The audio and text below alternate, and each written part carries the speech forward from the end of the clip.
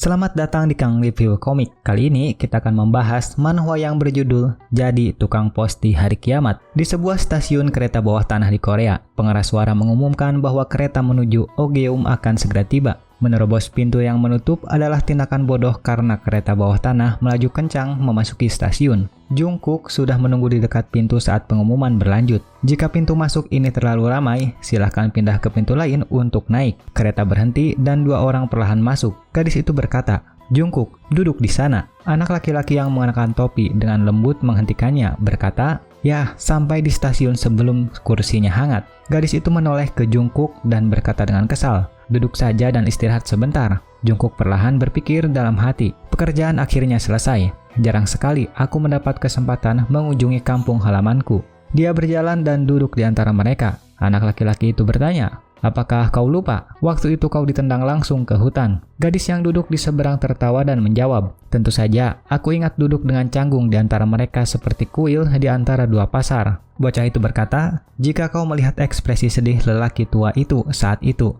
pasti tak ternilai harganya." Gadis itu menjawab, "Penipu tua itu." Suasana di dalam gerbong semakin suram. Dia duduk sendirian di sana, berpikir. Pada kenyataannya tidak ada reuni, hanya aku, sendirian dengan kenangan imajiner tentang keluarganya. Matanya melirik seorang bocah kecil yang dengan gembira berlari ke arah ibunya, berteriak, "Ibu!" Sang ibu memarahinya, "Anak nakal, jangan berlarian di tempat umum." Bocah itu cemberut dan berkata, "Tapi tidak ada orang di sini, Bu." Sang ibu melanjutkan, "Baik tempat itu ramai atau tidak, aturan tetaplah aturan." Kereta perlahan bergerak melewati terowongan. Jungkook tetap duduk diam di kursinya, menunggu. Bahkan tangannya pun menjadi gantungan kunci kereta. Dia berpikir, tapi kereta bawah tanah apa yang mungkin ada di sini? Aku hanya duduk sendirian di rumah membayangkan seluruh perjalanan kereta bawah tanah di kepalaku. Dia melihat ke arah tempat cahaya menembus, seolah-olah melihat kerangka seorang teman. Kerangka itu tetap terkulai tenang di tepi dinding. Dia berpikir, dan sebenarnya, ini bahkan bukan rumahku. Tempat ini adalah dunia apokalips. Jungkook diam-diam menatap pemandangan di luar. Dia duduk di dalam bangunan yang hancur dengan jendela kaca yang pecah. Dan dunia di luar bahkan lebih mengerikan. Dia berpikir, dunia apokaliptik sialan ini. Orang tua itu berkata bahwa 40 tahun yang lalu, sebelum aku lahir, semuanya indah. Itu adalah era yang luar biasa damai, namun bencana tiba-tiba jatuh dari langit. Pilar-pilar hitam tak dikenal yang tak terhitung jumlahnya, seperti bintang-bintang yang jauh, mulai memasuki atmosfer satu demi satu. Pilar-pilar hitam aneh turun dari entah dari mana, dan reruntuhan berjatuhan seperti puing-puing yang jatuh.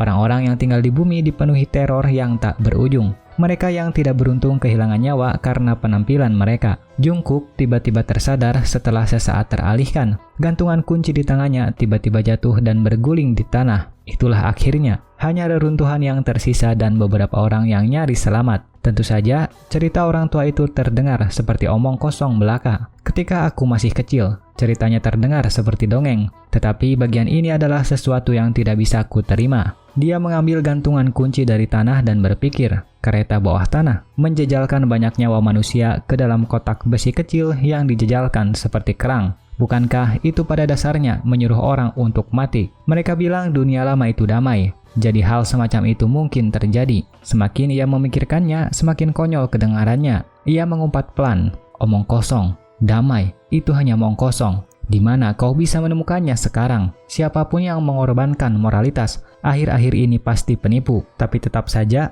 aku ingin mencoba naik kereta setidaknya sekali hanya untuk tahu bagaimana rasanya. Melaju kencang melalui terowongan gelap yang dalam pasti terasa luar biasa. Mungkin seperti melakukan perjalanan melalui ruang dan waktu. Langkahnya tiba-tiba berhenti. Matanya menjadi serius saat ia berpikir.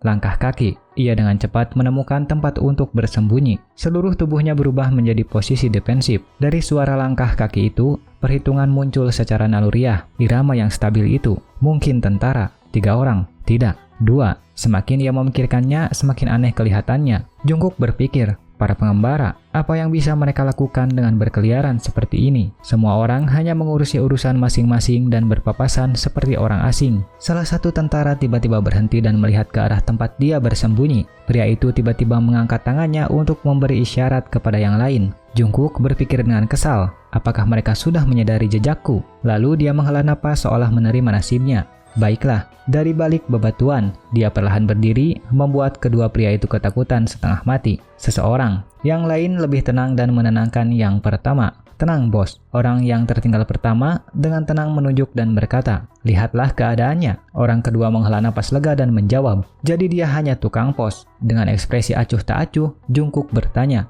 "Mengapa kalian menakut-nakuti diri sendiri seperti itu?" Tentara pertama bertanya, "Tukang pos, apa pekerjaanmu?" "Mengantarkan kertas yang tidak berguna." Masih santai dengan kedua tangan di saku, dia menjawab, "Aku mengantarkan peringatan serangan udara. Pengiriman surat sudah selesai sejak lama." Tatapannya dengan santai menyapu mereka berdua sambil berpikir, "Mari kita lihat, kalian pasti babak belur ya, hanya tersisa 2 orang." Tentara pertama menjawab, "Peringatan serangan udara ya, itu pekerjaan yang berat." Jungkook terus menebak, berpikir mereka mungkin mengikuti jejak kakinya karena suatu alasan. Tentara kedua buru-buru berbicara dari belakang, "Maaf, Kang Pos." Masih dengan senyum acuh tak acuh itu, Jungkook bertanya, "Ada apa?" "Sudah kelaparan. Aku punya makanan sisa." Tentara pertama dengan jujur bertanya, "Benarkah?" Kilatan licik muncul di mata Jungkook saat dia bertanya, "Punya sesuatu yang berharga untuk ditukar?" Lalu dia berpikir, "Mari kita lihat apa yang kau punya." Mendengar itu, tentara pertama buru-buru menggeledah barang-barangnya seolah takut Jungkook akan berubah pikiran. "Tentu saja aku punya perban, perlengkapan kebersihan, baterai, dan hampir lupa, bahkan antibiotik langka." Tentara pertama hampir menawarkan semuanya saat dia bertanya, "Apa yang ingin kau tukar, Kang Pos?" Tetapi jawabannya datang dingin dan tanpa basa-basi. Jungkook tampak sepenuhnya mengendalikan situasi, tersenyum seperti dewa kematian, membuat si tentara pertama bingung. "Apa?" Dia menjawab dengan acuh tak acuh, "Amunisi." Mendengar itu, si tentara kedua dengan marah berkata, "Apakah kau buta? Tidak bisakah kau melihat ini? Kami menggunakan peluru 5,56 mm. Jungkook menjawab dengan acuh tak acuh, "Bukannya aku sendiri yang menggunakannya." Membuat si tentara pertama bingung. Jungkook melanjutkan berbicara dengan tenang, "Sebagai tukang pos, aku tidak bisa membawa barang berat. Amunisi adalah pilihan terbaik, kecil, ringkas, dan berharga." Tentara pertama dengan keras kepala terus bernegosiasi. "Jika begitu, antibiotik atau baterai juga berharga." Jungkook menolak dengan tegas, "Tidak, aku hanya mengambil amunisi." Tentara kedua mengangguk setuju, tetapi berkata, "Aku mengerti maksudmu, tetapi kami juga membutuhkan amunisi untuk tetap hidup." Jungkook memainkan langkah terakhirnya. "Baiklah kalau begitu." Dia kemudian mengeluarkan sebotol air dan sekantong makanan dari sakunya dan berkata, "Hanya 1 peluru dan itu akan memberimu semua persediaan ini." Tentara juga berseru kaget, "1 peluru saja dan kau ambil semua ini?" Jungkook tersenyum provokatif, "Tidak ada tawar-menawar, tepat 1 peluru." Mendengar itu, tentara pertama buru-buru berkata, "Tidak, itu tidak cukup. Jika antibiotik tidak cukup, aku akan memberikan korek api juga." Korek apinya sudah diisi dengan bahan bakar, tetapi belum dinyalakan. Seperti ular berbisa, Jungkook memotongnya, tidak memberi jalan keluar. "Apakah 1 peluru benar-benar begitu berharga bagimu?" Melalui lensa reflektif, senyumnya yang menjengkelkan dapat terlihat. Setelah mendengar itu, tentara pertama menjadi sangat sedih. Senyum itu tidak pernah hilang dari bibir Jungkook. Matanya melengkung geli saat dia berkata, "Jika bukan karena itu langka." Maka tatapannya menjadi tajam dan sedikit tawa menghilang dari matanya. Kemudian dia mengatakan sesuatu yang membuat kedua pria itu terkejut. "Senjata kalian benar-benar kehabisan peluru, bukan?" Terkejut seperti orang yang bersalah, si tentara pertama menggenggam pistolnya erat-erat, mengarahkannya tepat ke Jungkook dan berteriak, "Dasar bocah, mau kutunjukkan apakah magasinku kosong atau tidak?" Bahkan dengan pistol yang diarahkan padanya, sikap menggoda Jungkook tidak memudar. Sambil tersenyum dia berkata, "Kita berdua bagian dari sistem yang sama. Kenapa tegang sekali?" Teriak si tentara pertama. "Diam, kita toh tidak punya jalan keluar. Mengerti apa yang bisa dilakukan tukang pos rendahan sepertimu?"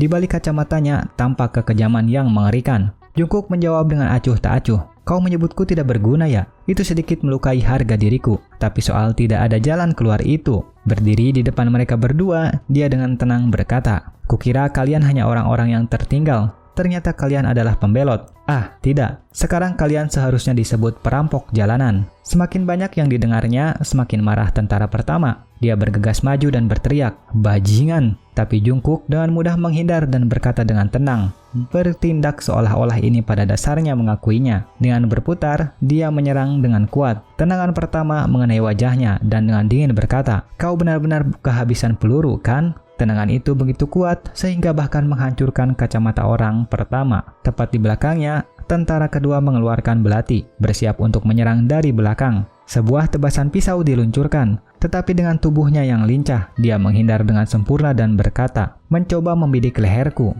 Peristiwa tak terduga itu membuat tentara kedua membeku karena terkejut. Jungkook tidak lupa mengejeknya, "Dan gerakanmu terlalu canggung." Tanpa gerakan yang sia-sia, dia melompat dan menendang kepala pria itu. Tangannya yang kuat mendarat dengan keras di tanah. Masih linglung, tentara kedua mengumpat, "Hanya tukang pos sampah, dan kau berani." Sebelum dia pulih, Jungkook bergegas menuju tentara kedua seperti anak panah dan berkata, "Kau telah mengejek pekerjaan tukang pos selama ini." Tentara kedua mengayunkan pisaunya dan menusukkannya ke arahnya. Jungkook dengan cepat menangkisnya dengan tangannya, dan percikan api bahkan berterbangan dari titik kontak. Adegan mengerikan ini membuat tentara kedua terkejut. Sebelum dia pulih, Jungkook dengan cepat melayangkan pukulan ke arahnya dan berkata, "Itu kalian. Kau mendiskriminasi tukang pos." Sebuah pukulan keras mendarat dan membuat tentara kedua terlempar puluhan meter jauhnya. Tentara kedua terbatuk-batuk hebat dan berteriak marah, "Hei, benda yang kau pegang itu. Seseorang sepertimu, seorang tukang pos, benar-benar berhasil mencuri perisai seorang perwira." Di balik lapisan pakaian tipis itu, terdapat salah satu senjata tercanggih di dunia. Jungkook masih terlihat santai, melirik perisai di tangannya dan berkata, "Titik kritisnya tergores." Dia perlahan berjalan menuju tentara kedua dan menuntut ganti rugi, berkata, "Bagaimana kau akan membayar ini?" Tentara kedua mundur ketakutan dan berkata, "Hei, jika kau tertangkap, kau akan dihukum mati." Jungkook dengan tenang menjawab, "Baiklah, tapi bagaimana dengan jenis peluru lainnya?" Jungkook dengan santai menyelipkan tangannya ke dalam mantelnya dan berkata, "Misalnya yang seperti ini." Dan dia mengeluarkan sebuah pistol. Melihat ini, tentara kedua merasa ngeri. "Pistol pemburu? Siapa kau sebenarnya?" Jungkook dengan santai menyisir rambutnya dan menjawab, "Aku." Sambil menyeringai mengejek tentara kedua, dia berkata, "Tidak bisakah kau tahu hanya dengan melihat? Aku hanyalah tukang pos biasa." Setelah pertempuran yang berat, Jungkook diam-diam berdiri di sana, menjahit pakaiannya dan bergumam, "Ketika aku kembali ke markas, aku pasti akan dimarahi lagi." Setelah menyelesaikan tambalan, dia mengibaskan mantelnya dan berkata, "Perbaikan cepat seperti ini seharusnya cukup kuat, kan?" Memakai kembali mantelnya, dia berkata, "Melihat robekan pada perisai ini, seharusnya aku mengambil lebih banyak lagi dari mereka." Setelah selesai merapikan pakaiannya, Jungkook melirik ke belakang dan berkata, "Baiklah, kalau begitu mari kita terus bergerak." Dia melangkah tanpa suara sementara langit bergemuruh dengan badai yang mendekat. 3 jam sebelum serangan udara, Jungkook berdiri diam di depan sebuah pangkalan ketika seorang penjaga menghentikannya. Tetap di situ, penjaga berseragam kuning itu menggenggam pistolnya erat-erat dan berkata, "Kubilang tetap diam." Seorang penjaga bertanya, "Siapa itu?" Penjaga berseragam kuning itu menjawab, "Tukang pos, aku tidak mendengar kabar tentang surat hari ini." Jungkook tidak mengatakan apapun dan hanya menunjukkan kartu identitasnya. Penjaga itu mengencangkan cengkeramannya pada pistol dan berkata, "Jangan bilang." Jungkook dengan cepat menjawab, "Peringatan serangan udara, sekitar 2 jam 40 menit lagi." Mendengar itu, penjaga berseragam kuning itu berbalik dengan terkejut dan berkata, "Peringatan serangan udara dari seorang tukang pos." Penjaga lainnya menjawab, "Itu bagian dari tugas mereka, tetapi aku belum pernah melihat siapapun benar-benar melakukannya sebelumnya. Jika dia muncul, itu berarti serangan besar akan segera terjadi." Berdiri di bawah mereka, Jungkook berteriak, "Bisakah kalian diam sebentar?" Katanya lelah. "Haruskah aku menarik bel alarm saja?" Jungkook meraih alat merah di tangannya. Melihat itu, penjaga itu buru-buru berkata, "Tunggu, panggil kapten ke sini." Segera, penjaga berseragam kuning itu dengan cepat menjawab, "Baik, Pak." Gerbang besar itu perlahan terbuka. Penjaga itu perlahan membuka pintu kecil, melangkah keluar dengan hati-hati dan berkata, "Tukang pos, masuk." Jungkook diam-diam mengikutinya dan masuk. Dia mengamati sekelilingnya dengan tenang seolah-olah melakukannya dengan santai. Lantai atas diperkuat dengan logam padat. Dia berpikir, atap baja. Pantas saja mereka bisa bertahan begitu lama. Di kejauhan, orang-orang di dalam pangkalan berbisik cemas. Alarm telah dibunyikan. Haruskah kita mundur? Orang lain menghentikan mereka. "Tunggu, apakah kau yakin dia benar-benar tukang pos?" Kyung Hee berdiri di antara kerumunan, menatapnya dengan tatapan kosong. Seseorang berkata, "Sial, hari ini akhirnya tiba." Yang lain menjawab, "Aku akan tetap di sini." Jungkook juga menangkap pandangannya. Penjaga yang berjalan di depan melanjutkan, "Jika membawanya ke sini, maka sapa dia, Kapten." Dia mengangkat matanya untuk melihat dan berpikir, jadi orang itu adalah pemimpin tempat perlindungan ini. Saat memasuki tempat perlindungan untuk pertama kalinya, ada beberapa hal yang harus diingat. Pertama, pelajari aturan mereka. Ketika transportasi dan komunikasi telah benar-benar runtuh, satu-satunya hal yang menghubungkan orang adalah tukang pos. Para penyintas membangun keyakinan mereka sendiri untuk bertahan hidup. Dan dari keyakinan itu, aturan mereka lahir. Jadi jika Anda tidak ditanya, jangan bicara. Kapten berdiri di bawah cahaya, tampak agak garang, mengulurkan tangannya dan berkata, "Hai tukang pos." Tapi kemudian, dia dengan ramah menepuk bahu Jungkook dan berkata, "Perjalanan ke sini pasti berat kan? Minumlah sesuatu, ikuti aku. Aku tidak ingin orang-orang di sini panik. Apakah pilar hitam benar-benar akan jatuh di sini?" Dia bersandar di konter, menyerahkan dokumen kepada pria itu dan berkata, "Sekitar 2 jam dari sekarang. Itu prediksi pemerintah." Kapten melihat baris teks di kertas itu dan berkata, "Aku tidak begitu mengerti angka-angka ini." Tetapi dia meletakkannya di atas meja dan dengan serius bertanya, "Kau tahu apa arti angka-angka ini kan? Berapa peluang tempat perlindungan ini selamat dari serangan udara?" Jungkook menjawab datar, "Aku tidak tahu, tanyakan pada seorang ahlinya. Aku hanya tukang pos." Kapten itu dengan keras kepala mencoba menggali informasi. "Kau pasti sudah melihat banyak serangan udara." Jungkook berbalik dan dengan tegas menyangkalnya. "Sudah kubilang, aku tidak tahu." Pria itu bersikeras. "Benarkah?" Jungkook menjawab dingin, "Aku tidak tahu." Melihat sikapnya yang tidak kooperatif, penjaga itu dengan marah berkata, "Sialan, katakan itu lagi dan pergi dari sini." Tapi kapten itu dengan cepat menghentikannya. "Tenanglah." Jungkook menutup matanya untuk beristirahat dan berpikir. Aturan nomor 2, jangan ikut campur. Dia meletakkan tasnya di tanah berjongkok dan berkata, "Meskipun aku ingin kembali, aku masih punya pekerjaan yang harus dilakukan." Kapten itu bertanya dengan penasaran, "Apakah itu urusan resmi?"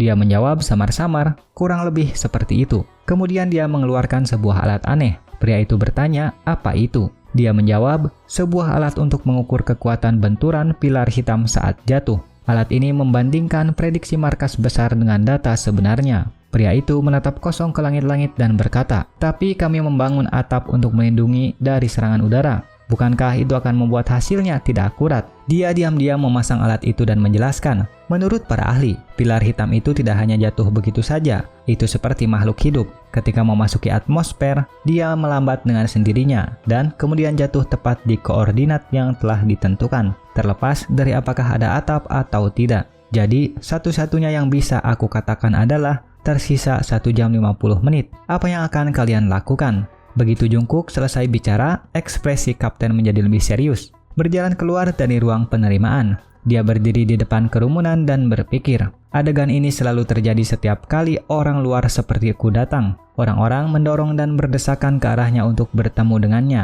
Dia berpikir warga sudah mulai mengeluarkan barang-barang untuk diperdagangkan. Seorang lelaki tua yang memegang sebotol air berseru, "Tukang pos!" Seorang gadis kecil dengan kaki berlumpur juga berkata, "Tukang pos, tapi yang saya butuhkan hanyalah..." Tiba-tiba dia mengangkat tangannya dan berkata, "Apakah ada yang punya peluru?" Suasana tiba-tiba menjadi hening. Dia berpikir dengan yakin, seperti yang diharapkan.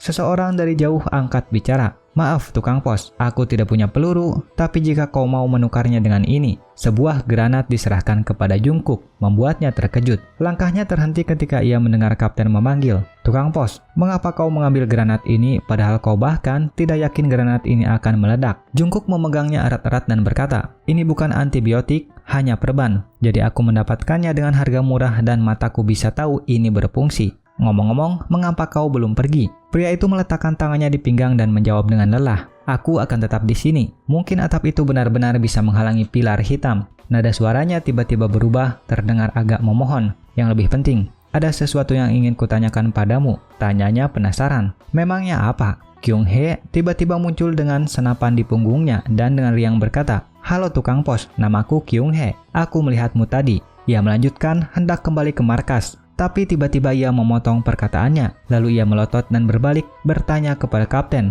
"Apa ini?" Pria itu menggaruk kepalanya dan menjawab dengan canggung, "Gadis itu bilang dia punya paket untuk dikirim dan ingin mengikutimu. Kalau langsung ke markas biayanya lebih murah kan?" Jungkook menoleh ke Kyung Hee dengan kaget dan tak percaya lalu bertanya, "Kau hanya perlu menyerahkannya padaku. Kenapa juga kau harus mengikutiku?" Kemudian seolah menerima takdir ia berkata, "Yah, lupakan saja. Satu-satunya yang boleh mengikutiku adalah bayanganku." Mendengar itu, ia menjawab dengan gembira, "Kalau begitu bayanganku akan mengikuti seperti bayanganmu." Tambahnya, "Bayangan itu menempel padamu karena kau tidak bisa melepaskannya. Bisakah kau melepaskannya untukku?" Kyung Hee dengan cepat mengambil senter, menyalakannya dan menyerotkannya ke bayangan Jungkook. Melihat itu, ia dengan cepat merebut senter itu dan berteriak, "Kau benar-benar akan membuang baterai untuk ini? Apa kau gila?" Ia tergagap. Tapi bayangan itu. Jungkook memotong perkataannya. "Tidak."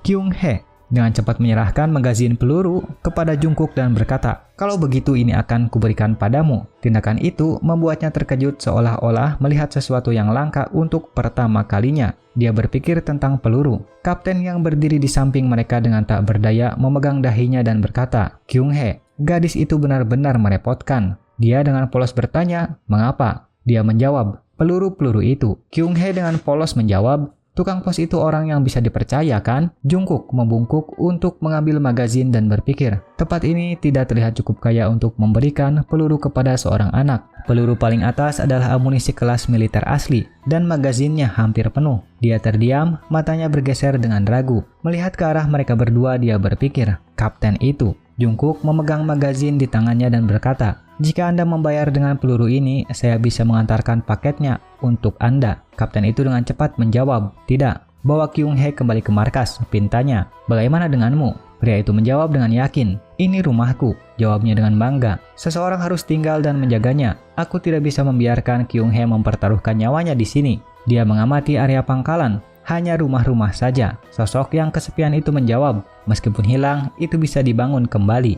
Lalu dia pergi dengan tenang, tak lupa berkata, "Ikuti aku." Kyung-hee menoleh ke belakang ke arah kapten dengan enggan dan menjawab, "Baik, Pak." Dia berdiri di luar selama beberapa saat. Jungkook mendesak, "Cepatlah, serangan udara akan segera datang." Kyung-hee bertanya dengan lembut, "Tukang pos, apakah atap itu benar-benar bisa menghalangi serangan udara?" Jungkook menjawab dengan jujur, "Tidak." Kyung-hee bertanya, "Hah? Lalu kenapa kau tidak memberitahu mereka?" Jungkook berjalan ke depan dan menjawab, "Ada dua alasan. Pertama, mereka yang tidak mau pergi akan tetap tinggal apapun yang kukatakan." Lanjutnya, dan yang kedua, dia diam-diam melihat serangan udara di langit dan berkata, "Di dunia ini ada yang namanya probabilitas 1/1.000.000. Mungkin dengan satu keberuntungan saja mereka bisa selamat." Dia berpikir sendirian, "Seperti yang pernah kulakukan 30 menit sebelumnya." Serangan udara terjadi. Di luar, langit dipenuhi asap dan api. Garis-garis merah menyala menutupi seluruh langit. Di dalam rumah, seseorang berbicara dan bertanya, "Kapten,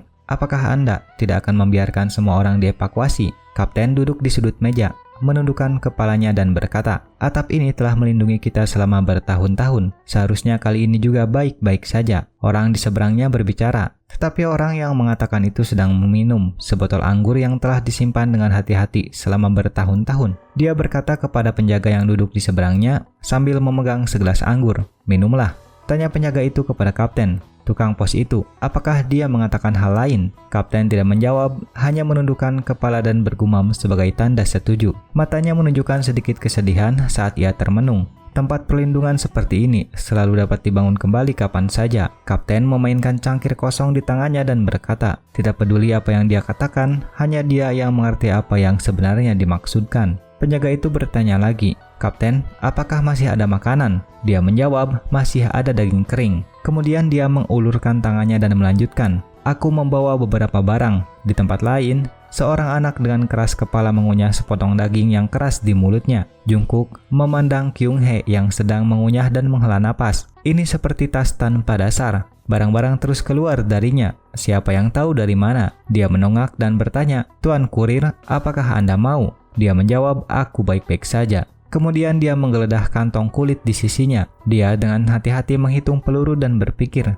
sebuah magazin berisi total 30 peluru. Tetapi peluru paling atas berbeda jenisnya, yang berarti setidaknya satu peluru hilang. Jungkook melirik ke belakang sambil berpikir, pemimpin tidak akan pernah mengeluarkan satu peluru pun sebelum memberikan magazin kepada seorang anak. Dia berspekulasi dalam hatinya.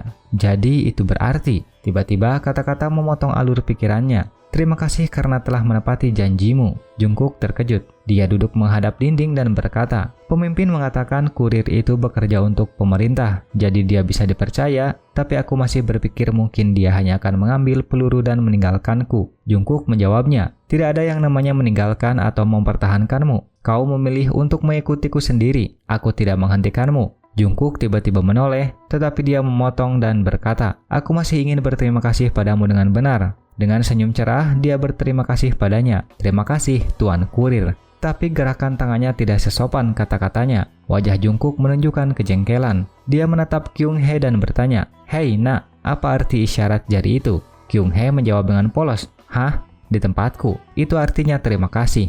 Jungkook menepuk dahinya, menghela napas dan berkata, "Dengarkan baik-baik nak." Wajah Kyung Hee menunjukkan kekesalan saat dia bergumam, "Namaku Kyung Hee." Jungkook menanggapinya dengan santai, "Iya nak." Kemudian dia menjelaskan padanya, "Isyarat memiliki arti yang berbeda di setiap tempat perlindungan. Saat ini kamu berada di luar wilayahmu sendiri, jadi kamu harus mengikuti aturan di sini." Jungkook memegang tangannya dan berkata, "Mulai sekarang, jika kamu menghadapi situasi seperti ini," dia membentuk tangan Kyung Hee menjadi jempol ke atas dan memberi instruksi, "Lakukan seperti ini." Matanya menatap tangannya dengan rasa ingin tahu. Tiba-tiba, sebuah suara membuat Kyung Hee melompat ketakutan. Jungkook sebaliknya, dengan tenang mendongak dan berkata, "Sudah waktunya." Pada saat itu, langit dipenuhi guntur dan kilat. Dia berjongkok, menarik tudung jaketnya ke atas, dan memberi instruksi, "Tutup telingamu, ini akan sangat berisik." Jawabnya pelan, "Oke." Gumam Jungkook tiba-tiba. Langit sedang menyimpan amarah yang terpendam. Lanjutnya,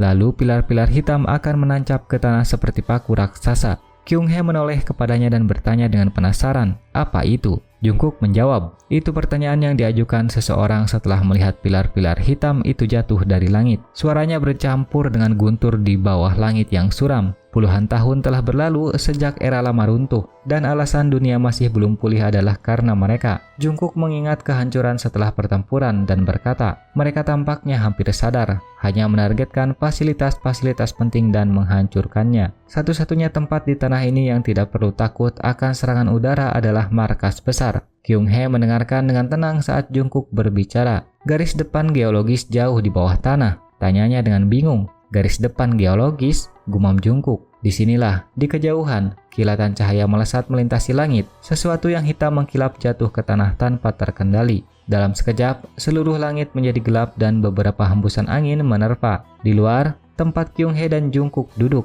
semuanya tampak terbalik. Jungkook berjalan menembus asap putih tebal dan berpikir dalam hati, tempat perlindungan gadis ini benar-benar sial. Siluet satu sosok tinggi dan satu sosok kecil kabur dalam debu, pikir Jungkook. Tidak setiap serangan udara menjatuhkan pilar sebesar itu. Dia mengencangkan tali tasnya dan berpikir, tujuan kembali ke sini adalah untuk mengambil alat pengukur. Di era di mana membangun sistem komunikasi hampir mustahil, dia melihat sekeliling kehancuran dengan sedikit penyesalan. Perangkat dengan inti transmisi seperti alat pengukur adalah aset yang sangat langka, kata Jungkook, tapi mengambilnya kembali tidak dijamin.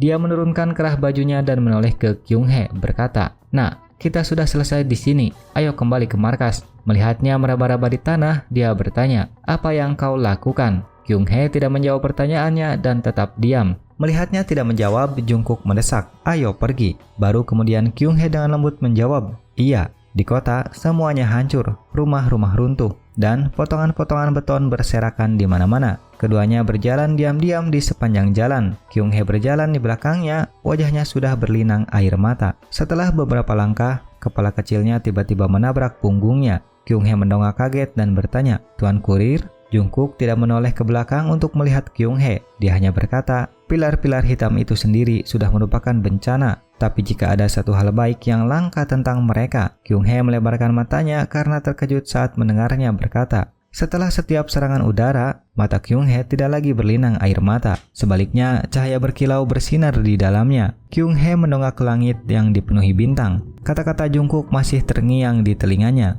Langit berbintang tampak lebih jernih dari biasanya. Jungkook berjongkok di depannya dan menghibur Kyung Hee. "Jadi, kau lihat, tidak semuanya buruk." Kyung Hee bertanya padanya, "Apakah kau mencoba menghiburku?" Kyung Hee melihat Jungkook berdiri dan berjalan di depan. Dia buru-buru menyangkalnya. "Menghiburmu? Aku benci semua hal tentang menangis. Kita masih punya jalan panjang yang harus ditempuh. Dan menangis hanya membuang energi." Senyum tipis tiba-tiba muncul di bibirnya. Lalu dia berlari kecil mengejar Jungkook dan bertanya, "Hei Pak Kurir, kenapa kau melakukan pekerjaan ini?" Jungkook menjawab dengan acuh tak acuh, "Pertanyaan bodoh.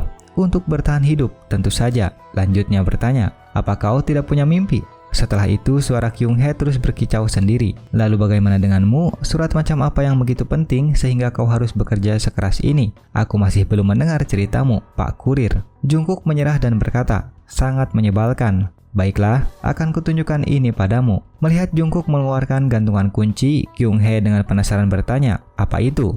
Dia tersenyum cerah dan menjawab, "Pernahkah kau mendengar tentang subway? Itu adalah sesuatu yang digunakan untuk mengangkut orang kemana-mana." Dia melihat benda di tangan Jungkook dan berkata dengan curiga, "Tapi dengan ukuran ini, kau bahkan bisa memasukkannya ke dalam mulutmu. Yang asli pasti jauh lebih besar. Ini hanya model." Dia menggelengkan kepalanya dan berkata, "Coba bayangkan." Saat berbicara, Jungkook membayangkannya membawa ratusan orang berlari di bawah tanah. Jalur kereta bawah tanah bisa membawamu kemanapun kau mau. Itu peninggalan zaman dulu, tapi suatu hari nanti aku ingin mencobanya. Kyung-hee menatapnya, tersenyum lembut dan berkata, "Kau jauh lebih naif daripada yang terlihat, Tuan Kurir."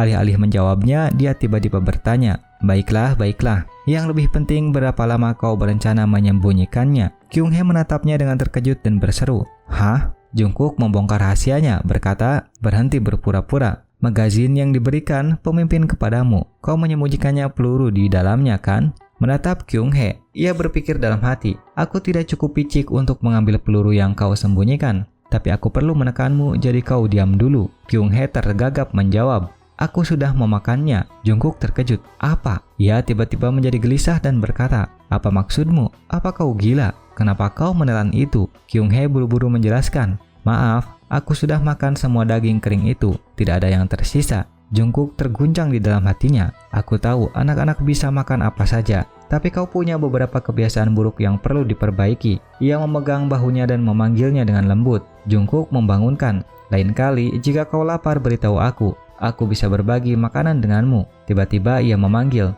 "Tuan Kurir." Jungkook memeluknya saat ia gemetar ketakutan dalam pelukannya. Masih memanggilnya Tuan Kurirnya. Jungkook berkata, "Jangan bergerak." Tanyanya penasaran. "Hah?" pikir Jungkook. Runtuhnya dunia ini bukan hanya disebabkan oleh serangan udara. Melihat ke depan, dia khawatir dalam hati. Monster-monster hitam yang lahir dari pilar-pilar itu mungkin ada lebih banyak lagi di sekitar sini. Saat Jungkook berlari menuju pintu, dia berpikir, "Sangat buruk, atasi dengan cara setenang mungkin." Tanpa mengeluarkan suara, Jungkook baru saja melangkah keluar. Makhluk itu sepertinya menyadari kehadirannya dan mengalihkan pandangannya kembali. Matanya membelalak saat dia melihat di belakang, dan dia melihatnya memegang pistol di tangannya. Wajahnya kosong karena kebingungan. Beberapa peluru ditembakkan terus-menerus dari moncong pistol. Jungkook menatap Kyung-hee di belakangnya dengan terkejut. Mendengar suara tembakan, dia menatapnya dan berpikir, gadis ini benar-benar licik. Melihat mata tajam itu, kecurigaan muncul di benaknya. Dia telah menyembunyikan rencananya dengan hati-hati sejak awal. Dia menggertakkan giginya dan bergumam beberapa kata, "Dasar bodoh." Setelah beberapa saat hening, monster-monster itu menyerbu satu demi satu. Jungkook berputar cepat dan memenggal kepala monster itu. Saat bertarung, dia menggertakkan giginya dan merasa khawatir di dalam hatinya. Masih ada monster lain. Jungkook melihat monster mendekati Kyung-hee. Dipenuhi dengan niat membunuh, dia segera menyerbu maju. Tiba-tiba dia menongak, matanya dipenuhi dengan keterkejutan. Duri tajam di tubuh monster itu telah menembus tubuh Kyung-hee. Saat duri itu ditarik keluar, seluruh tubuhnya terhuyung dan jatuh ke belakang. Jungkook bergegas mendekat sambil memanggil, "Nak." Meletakkannya di tanah, dia memarahi, "Sudah kubilang untuk diam. Aku hanya punya satu pisau. Apakah itu masih belum cukup untukmu?" Jungkook menatap Kyung-hee yang terbaring di sana. Tatapannya tegas. "Mengapa berbohong? Bukankah pemimpin sudah mengajarimu cara bertahan hidup?" Darah mengalir dari mulut Kyung-hee saat dia dengan lemah berkata, "Kau selalu harus menyimpan kartu traf, tapi kau juga benar-benar hebat. Dengan hanya satu pisau, kau tetap berhasil mengalahkan semua monster itu." Berhenti berdebat, Jungkook mengatupkan bibirnya erat-erat dan menatapnya. Dia mengulurkan tangannya. Sambil merawatnya, Jungkook berpikir dalam hati dengan cemas. Peluang untuk bertahan hidup hanya 0,9%. Semua obat sudah habis. Apakah ini semua harapan yang tersisa? Lebih buruk lagi, suara tembakan akan menarik lebih banyak dari mereka. Jika kita bertemu lagi dengan salah satu dari mereka yang memiliki inti, aku tamat. Jungkook mengerutkan kening karena frustasi berpikir, "Sialan, itu karena kau berteriak terlalu keras. Tapi sekarang, apakah banyak atau sedikit itu tidak penting lagi." Kyung-hee angkat bicara, "Aku tahu." Wajahnya pucat pasi tanpa secercah warna saat Kyung-hee berkata kata demi kata, "Tidak mungkin. Bagaimanapun kau menghitungnya, tapi aku ingin meminta bantuanmu." Dia menyerahkan sebuah surat dan bertanya, "Kau bilang aku bisa langsung mendaftarkannya, benar?" Jungkook bertanya dengan bingung. "Surat ini?" Dia menjelaskan, "Tuan Kurir, tolong terima surat ini untukku." Dia melihat surat itu membaca nama pengirimnya dengan lantang. Pengirim Pak Kyung-hee, Bugyamari, Provinsi Gyeonggi. Kemudian dia membaca nama penerima. Penerima distrik Yongdeong-po, Seoul. Mendengar itu, Kyung-hee dengan lemah keberatan. Tidak, bukan itu tempatnya. Kyung-hee bergumam, aku rela menukar nyawaku untuk itu. Tolong bantu aku. Melihat ke kejauhan, saat monster-monster itu mulai mendekat lagi, Jungkook mengumpat pelan. Sialan, mereka datang. Kyung-hee berkata pelan, Tuan Kurir, barang yang kau tukar di Bogyamari, apakah kau masih memilikinya? Tanyanya balik, barang apa? Kyung-hee tersenyum cerah padanya dan bahkan mengaitkan jarinya.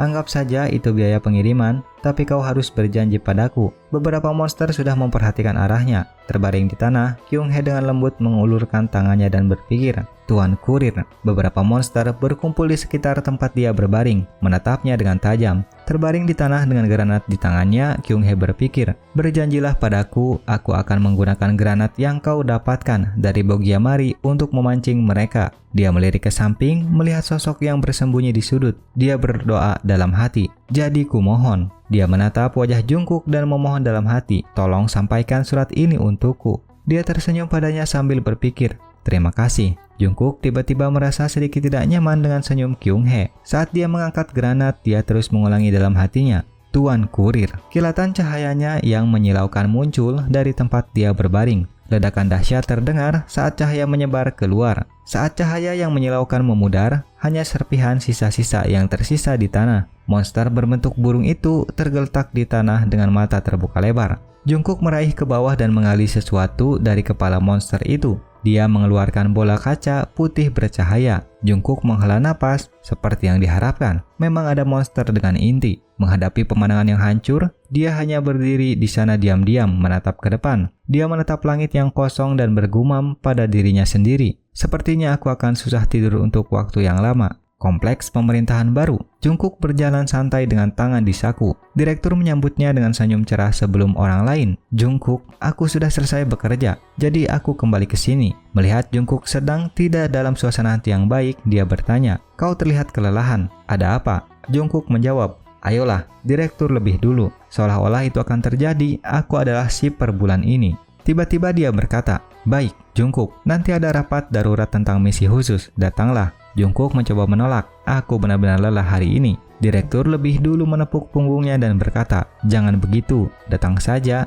aku jamin kau akan menyukainya. Mendengar itu, Jungkook dengan enggan setuju. Baiklah, kalau begitu, terserah. Di ruang rapat, direktur lebih dulu berbicara. Karena semua orang sudah di sini, mari kita mulai. Duduk tenang di ruang rapat dengan kepala tertunduk. Jungkook mendengarkan saat dia berkata, lihatlah gambar-gambar yang kutunjukkan ini. Jungkook menyipitkan matanya, ekspresinya sedikit linglung. Dia teringat saat wanita itu memperkenalkan dirinya. Namaku Kyung-hee. Jungkook ingat memegang tangan sambil menjelaskan. Setiap tempat memiliki tanda tersendiri. Jadi mulai sekarang, jika kau berada dalam situasi seperti ini, dia ingat instruksinya sendiri untuk ucapan terima kasih. Buatlah tanda seperti ini. Tiba-tiba, sebuah tangan terangkat dan sebuah suara terdengar. Saya punya pertanyaan. Orang di podium menjawab. Silahkan. Pria di depannya menyuarakan pertanyaannya. Dengan muatan sebanyak ini, kita harus menggunakan kendaraan kan, direktur? Sebelum orang lain menjawab, ini masih rahasia internal. Tapi akan saya ungkapkan kepada Anda.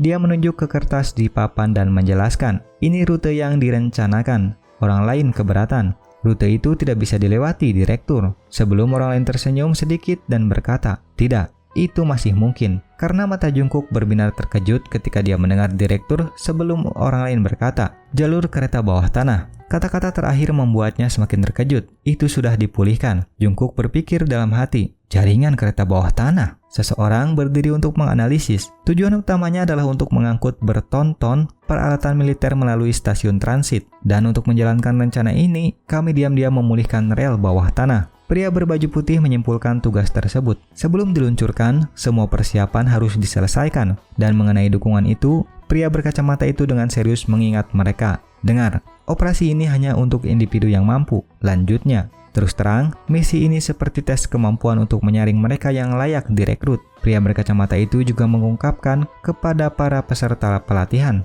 Hadiah bagi mereka yang ikut serta dalam operasi ini adalah Jungkook sedikit teralihkan. Tunggu, petugas itu dari departemen mana? Aku belum pernah melihat wajahnya sebelumnya. Dia memberi semua orang pilihan.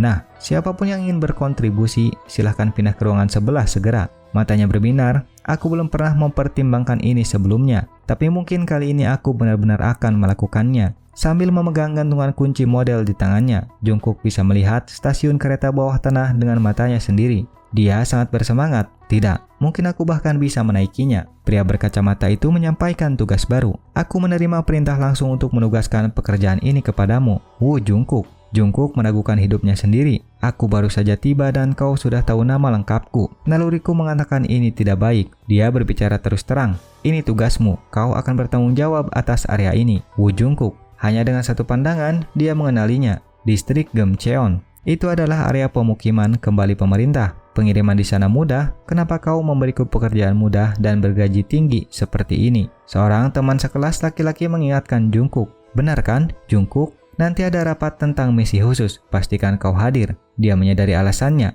mungkin direktur. Sebelum orang lain ikut campur, memaksaku untuk datang. Jungkook hanya bisa mengangguk setuju. Prestasiku juga merupakan reputasi direktur baik. Apakah dia mendorongku ke tempat aman agar aku tetap hidup? Baiklah, aku mengerti. Mari kita mulai. Pria berkacamata itu tiba-tiba berubah pikiran. Tidak, aku sudah memberikan pekerjaan ini kepada orang lain.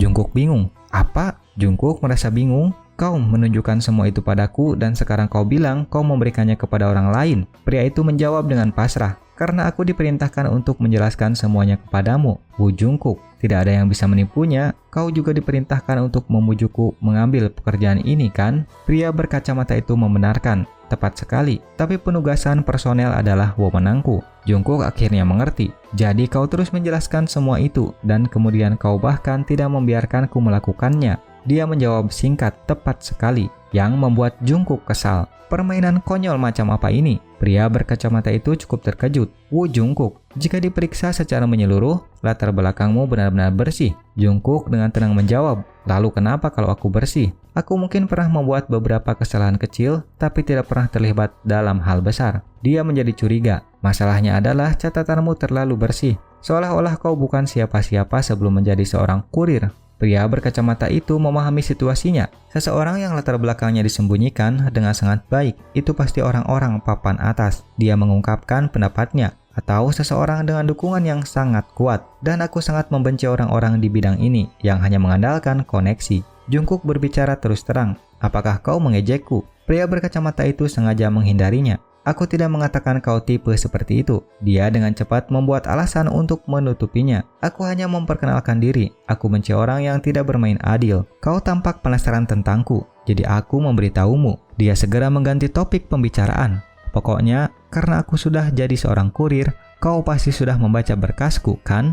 Pria berkacamata itu memang sudah memeriksanya. Kau tidak pernah kehilangan peringkat teratasmu. Jungkook menyeringai bangga. Sepertinya kau punya mata yang tajam. Jawab pria itu dengan sarkastis. Kau tidak pernah mengambil pekerjaan yang sulit, hanya tugas-tugas kecil, dan setiap kali kau menanganinya dengan rapi. Pria berkacamata itu dengan sungguh-sungguh menyatakan, operasi ini hanya untuk individu-individu paling luar biasa yang terpilih. Jungkook bertanya balik, kau tidak percaya kemampuanku hanya karena aku tidak pernah mengambil misi bunuh diri. Dia menyiratkan konfirmasi, kira-kira seperti itu. Pria berkacamata itu tidak punya waktu untuk menjelaskan.